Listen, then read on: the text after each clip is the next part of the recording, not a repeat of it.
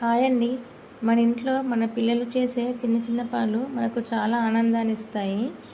మా ఇంట్లో రుద్రవేదు డైలీ వాటితోనే ఆడుకుంటాడు.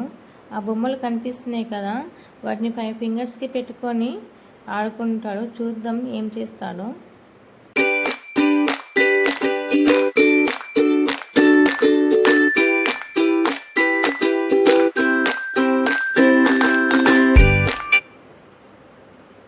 ఇది చూడండి, బ్లాక్స్ని ఒక బుట్టలోకి కలెక్ట్ చేసుకుంటుండు. తర్వాత వాటిని ఒక బ్రిడ్జ్ లాగా కడతాడు, చూపిస్తాను.